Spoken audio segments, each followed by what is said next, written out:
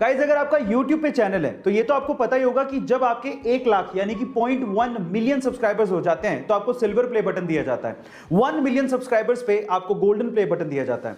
10 million subscribers पे आपको diamond play button दिया जाता है। 50 मिलियन सब्सक्राइबर्स पे आपको रूबी प्ले बटन दिया जाता है। पर अगर मैं आपसे सवाल पूछूं कि अगर किसी के 100 मिलियन सब्सक्राइबर्स हो जाएं तो उसे कौन सा प्ले बटन दिया जाता है, क्या आप जानते हैं? चलिए मैं आपको बताता हूं।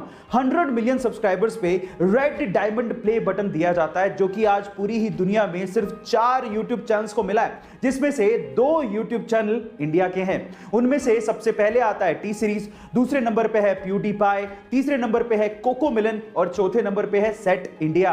गाइस ये बात है सन 1990 की, जब दिल्ली के एक व्यक्ति ने MRF कंपनी के 20,000 शेयर्स खरीदे। तब MRF कंपनी के एक शेयर की कीमत लगभग 10 रुपए थी, यानी कि लगभग 2 लाख रुपए उस व्यक्ति ने MRF कंपनी में इन्वेस्ट कर दिए थे।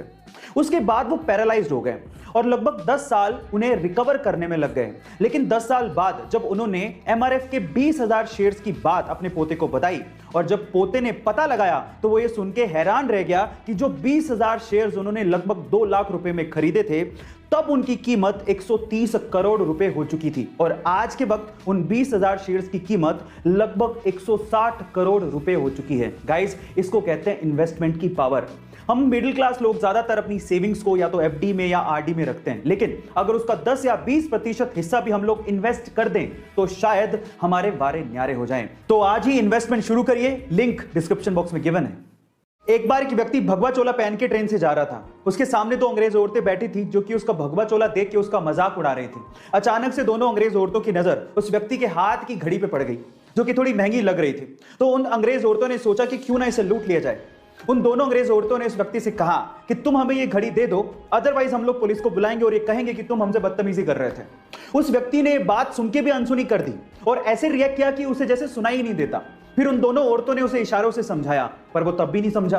फिर उसके बाद उस व्यक्ति ने दोनों अंग्रेज औरतों को इशारों से कहा कि जो भी कहना है वो लिख के दे दो। तो उन दोनों अंग्रेज औरतों ने ये लिख के दिया कि तुम हमें ये घड़ी दे दो, अदरवाइज हम पुलिस को बुलाएंगे और कहेंगे कि तुम हमसे बदतमीजी कर रहे थे। जब लिख के वो पर्ची व्यक्ति को पकड़ाई तो व्यक्ति ने पर्ची पढ़ी और उसके बाद बोला कि अब पुलिस को बुला लो। गाइस वो व्यक्ति जानते हैं कौन थे? वो व्यक्ति थे स्वामी विवेकानंद। गाइस ऐसे अमेजिंग वीडियोस के लिए YouTube पे हमारे चैनल को सब्सक्राइब कर लो।